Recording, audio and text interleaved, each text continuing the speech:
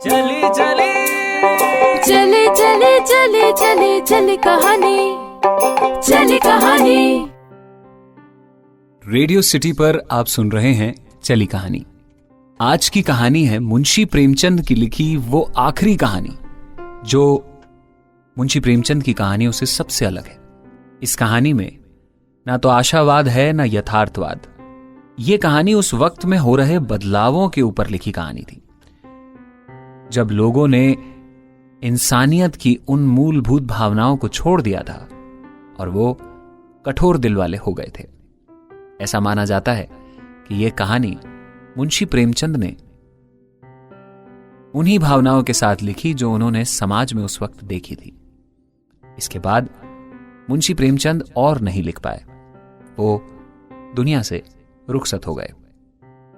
इस कहानी का नाम है कफन और कहानी का मुख्य किरदार वो मौत है जो कि मानवीय मूल्यों की हो गई थी।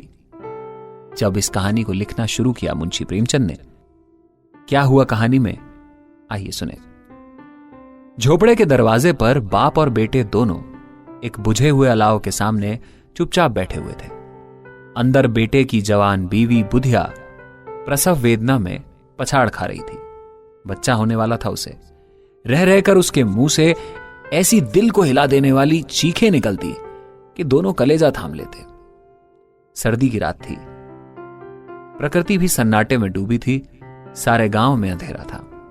लड़के के बाप घीसू ने कहा, मालूम होता है बचेगी नहीं, सारा दिन दौड़ते हो गया, जाके देख तो आ।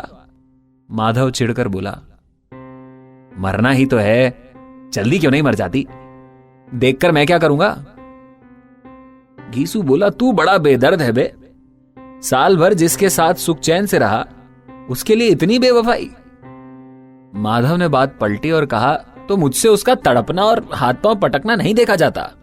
चमारों का कुनबा था, ये सारे गांव में बदनाम था। घीसू एक दिन काम करता तो 3 दिन आराम। माधव इतना कामचोर था कि आधे घंटे काम करता तो घंटे भर चिलम पीता, इसलिए उन्हें कहीं मजदूरी नहीं मिलती।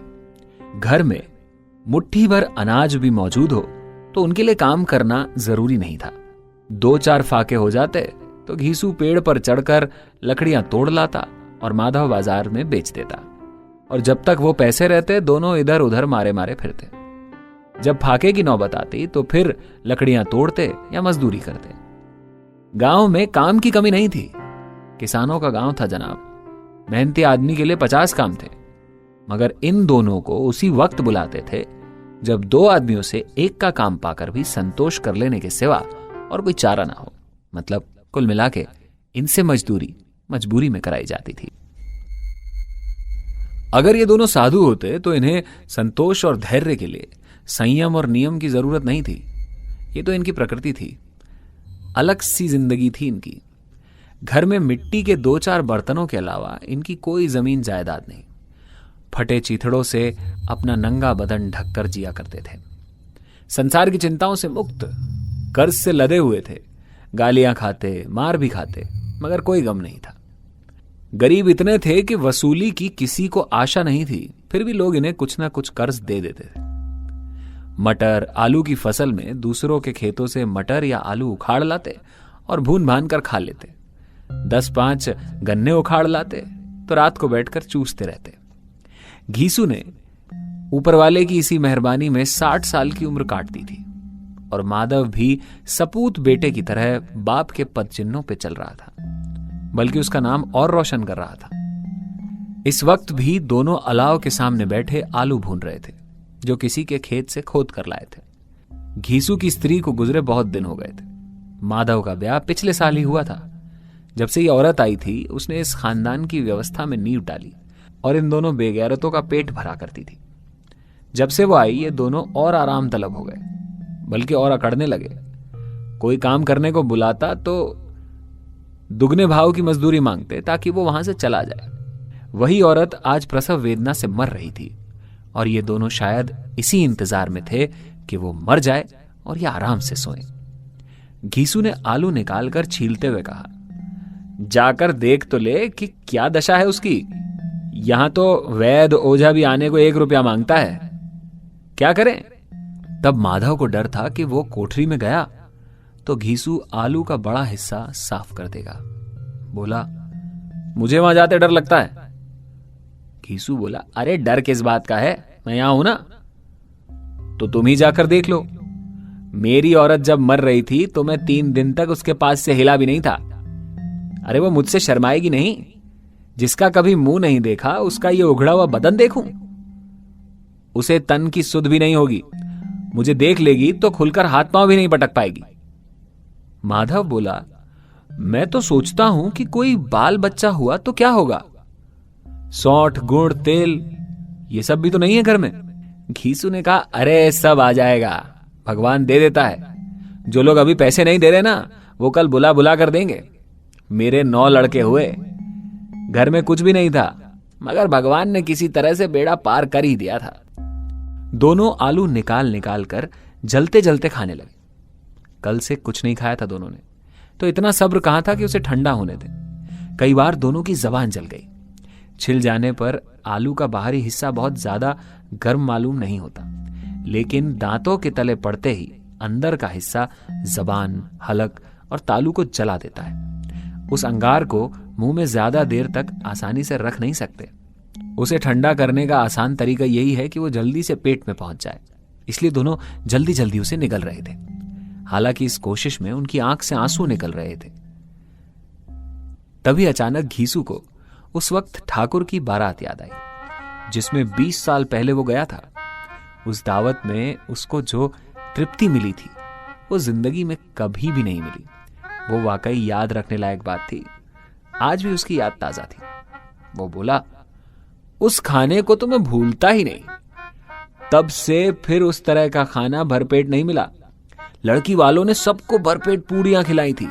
सबको, छोटे बड़े सबने पूरियां खाई, और वो भी असली घी की। चटनी, रायता, 3 तरह के सूखे साग, एक रस्सेदार सब्जी, दही, चटनी। अब क्या क्या बताऊं, क्या क्या स्वाद था। और कोई रोक टोक नहीं, जो जी चाहे खाओ, मांगो जितना जी चाहे। लोगों ने ऐसा खाया कि किसी ने पानी भी नहीं पिया। मगर परोसने वाले की पत्तल में गरम गरम गोल गोल कचौड़ियां डाल जाते। मना करते कि नहीं चाहिए, पत्तल पर हाथ से रोका भी, मगर वो कहां मानने वाले थे। और जब सबने मुंह धो लिया तो पान इलायची भी मिली थी, मगर मुझे पान लेने की कहां सुध थी। खड़ा ही नहीं हो पा रहा था। चटपट जाकर अपने कंबल पर लेट गया। ऐसा दिल दरियाव था ठाकुर, वाह, मजा आ गया था। माधव ने मनी मन उन सब पदार्थों का आनंद लिया और कहा, अजी अब क्या कोई खिलाएगा, वो जमाना ही दूसरा था। अब तो सबको फायदे की सूझती है। शादी ब्याह में मत खर्च करो, क्रियाक्रम में मत खर्च करो। पूछो कि गरीबों का माल बटोर बटोर कर कहां रखोगे। बटोरने में तो कमी नहीं करते, लेकिन हां, खर्च करने में कमी जरूर कर देंगे। तभी माधव बोला, तुमने 20 पूरियां तो खाई होंगी। घीसू ने कहा, 20 से ज्यादा खाई थी। मैं होता तो 50 खा जाता। मैंने भी 50 से कम नहीं खाई थी। अच्छा पट्टा था मैं, तू तो मेरा आधा भी नहीं है। आलू खाकर दोनों ने पानी पिया और वहीं अलाव के सामने अपनी धोतियां ओढ़कर पांव पेट में डाले सोते रहे, जैसे 2 बड़े बड़े अजगर कुंडलियां मारे हुए पड़े हों। और बुधिया वो अब तक अंदर झोपड़े में करा रही थी दर्द से। सवेरे माधव ने कोठरी में जाकर देखा तो उसकी बीवी ठंडी हो गई थी। उसके मुंह पर मक्खियां भिनभिना रही थी। पथराई हुई आंखें ऊपर टंगी हुई थी। सारे शरीर पर धूल ही धूल। उसके पेट में बच्चा मर चुका था। माधव भागा हुआ घीसू के पास आया। फिर दोनों ने जोर जोर से हाय हाय करना शुरू किया। छाती पीटने लगे। पड़ोस वालों ने रोना धोना सुना तो दौड़े हुए आए और पुरानी मर्यादा के अनुसार इन अभागों को समझाने लगे। मगर रोने पीटने का वक्त नहीं था। कफन और लकड़ी की फिक्र करनी थी। घर में तो पैसा इस तरह गायब होता था जैसे चील के घोंसले से मांस। बाप बेटे रोते हुए गांव के जमींदार के पास गए। वो इन दोनों की सूरत से भी नफरत करता था। कई बार इन्हें अपने हाथों पीट चुका था, चोरी करने के लिए, वादे पर काम नहीं करने के लिए। पूछा, क्या हुआ बे घिसुआ, रोता क्यों है? अब तो तू कहीं दिखाई भी नहीं देता। मालूम होता है इस गांव में रहना नहीं चाहता। घीसू ने जमीन पर सर रखकर आंखों में आंसू भरकर कहा, सरकार, बड़ी विपत्ति में हूं। माधव की घरवाली रात को गुजर गई। रात भर तड़पती रही सरकार। हम दोनों उसके सिरहाने बैठे रहे। दवा दारू जो हो सका सब किया हमने, पर वो हमें दगा दे गई। अब कोई एक रोटी देने वाला भी नहीं रहा मालिक। तबाह हो गए हम तो। घर उजड़ गया। आपका गुलाम हूं। आपके सिवा कौन है? उसकी मिट्टी उठेगी। आपके सिवा किसके दरवाजे पर जाऊं? जमींदार साहब, आप तो दयालु हैं। जमींदार वाकई दयालु थे, मगर घीसू पर दया करना काले कंबल पर रंग चढ़ाना था। जी में तो आया कि कह दे, चल दूर हो जाए यहां से। यूं तो बुलाने पर नहीं आता और आज काम पड़ा है तो खुशामद कर रहा है। हरामखोर कहीं का, बदमाश। लेकिन यह क्रोध या दंड देने का वक्त नहीं था। जी से कुड़ते हुए भी उन्होंने 2 रुपए निकालकर फेंक दिए, मगर सांत्वना का एक शब्द मुंह से नहीं निकाला। उसकी तरफ देखा भी नहीं, मानो जैसे सर का बोझ उतारा हो। जब जमींदार साहब ने 2 रुपए दिए तो गांव के बनिए महाजन कैसे इनकार कर सकते थे। घीसू जमींदार के नाम का ढिंडोरा पीटना खूब जानता था। किसी ने 2 आने दिए, किसी ने 4 आने। 1 घंटे में घीसू के पास 5 रुपए की अच्छी रकम जमा हो गई। कहीं से अनाज मिल गया, कहीं से लकड़ी, और दोपहर को घीसू और माधव बाजार से कफन लेने चले। इधर लोग बांस काटने लगे। गांव की नरम दिल स्त्रियां आकर लाश को देखती थी और बेकसी पर 2 आंसू बहाकर चली जाती थी। माधव सोच रहा था कि भाई कैसा बुरा रिवाज है, जिसे जीते जी तन ढकने को चिथड़ा नहीं मिला उसे मरने पर कफन चाहिए। कफन लाश के साथ जल ही तो जाता है, और क्या होता है। यही 5 रुपए पहले मिलते तो दवा दारू कर लेते उसकी। दोनों ही एक दूसरे के मन को ताड़ रहे थे। कभी बाजार की इस दुकान पर गए, कभी उस दुकान पर। तरह तरह के कपड़े, रेशमी और सूती देखे, मगर कुछ जचा नहीं। यहां तक कि शाम हो गई। तब दोनों ने जाने किस देवी से प्रेरणा ली और एक मधुशाला के सामने जा पहुंचे। जैसे पहले से ही दोनों ने कुछ ऐसा सोच रखा था, और अंदर चले गए। वहां जरा देर तक दोनों सोचते हुए खड़े रहे। फिर घीसू ने गद्दी के सामने जाकर कहा, साहू जी, एक बोतल हमें भी देना। इसके बाद कुछ चिकौना आया, तली हुई मछलियां आई, और दोनों बरामदे में बैठकर शांति से पीने लगे। 2-3 बार पीने के बाद दोनों में सुरूर आ गया। घीसू बोला, कफन लगाने से क्या मिलता, आखिर जली तो जाता। कुछ बहू के साथ थोड़े जा रहा था। माधव आसमान को देखकर बोला, मानो देवताओं को कह रहा हो। दुनिया का दस्तूर है, नहीं लोग बामनों को हजारों रुपए क्यों देते? कौन देखता है परलोक में मिलता है या नहीं। बड़े आदमियों के पास पैसा है, चाहे फूके चाहे कुछ और। हमारे पास फूकने को क्या है? लेकिन लोगों को क्या जवाब दोगे बापू? लोग तो पूछेंगे कि कफन कहां है। घीसू हंसा और बोला, अबे कह देंगे कि रुपए कमर से खिसक गए थे, बहुत ढूंढा पर मिले नहीं। लोगों को विश्वास तो नहीं होगा, पर फिर रुपए वही देंगे। माधव भी हंसा और अपनी तकदीर पर हंसकर बोला, बड़ी अच्छी थी बेचारी, मरी तो खूब खिला पिलाकर, अभी बोतल से ज्यादा उड़ गई। घीसू ने 2 सेर पूरियां मंगाई। चटनी, अचार, कलेजियां, मछलियां। शराब के सामने ही दुकान थी। माधव ने लपक कर 2 पत्तल में सारा सामान ले लिया। पूरा 1.5 रुपया और खर्च कर दिया। सिर्फ थोड़े से पैसे बच रहे थे। दोनों इस वक्त शान से बैठे पूरियां खा रहे थे, जैसे जंगल में कोई शेर अपना शिकार उड़ा रहा। न जवाबदेही का खौफ था, न बदनामी का डर। इन भावनाओं को तो वो पहले ही मार चुके थे। घीसू दार्शनिक भाव से बोला, हमारी आत्मा प्रसन्न हो रही है तो क्या उसे पुण्य नहीं मिलेगा? वो भी तो खुश होगी। माधव ने श्रद्धा से सर झुकाकर तस्दीक की और बोला, जरूर से जरूर मिलेगा बाबा। भगवान तुम अंतर्यामी हो, उसे बैकुंठ ले जाना। हम दोनों दिल से आशीर्वाद दे रहे हैं। आज जो भोजन मिला है वो उम्र भर नहीं मिला। एक पल के बाद माधव के मन में एक शंका आई। बोला, क्यों दादा, हम लोग भी तो एक ना एक दिन वहीं जाएंगे ना? घीसू ने भोले भाले सवाल का जवाब नहीं दिया। वो परलोक की बातें सोचकर इस आनंद में बाधा नहीं डालना चाहता था। जो वहां हम लोगों से पूछे कि तुमने कफन क्यों नहीं दिया, तो क्या कहेंगे? कहेंगे तुम्हारा सर। पूछेगी तो जरूर। तू जानता है कि उसे कफन न मिलेगा। वो कौन सा हमसे पूछने वाली है कि तुमने मुझे कफन क्यों नहीं दिया था? माधव बोला, भाई पूछेगी तो जरूर। घीसू बोला, तू जानता है कि उसे कफन नहीं मिलेगा? अरे तू तो गधा है, 60 साल दुनिया में क्या मैंने घास छीली है? उसको कफन मिलेगा और बहुत अच्छा मिलेगा।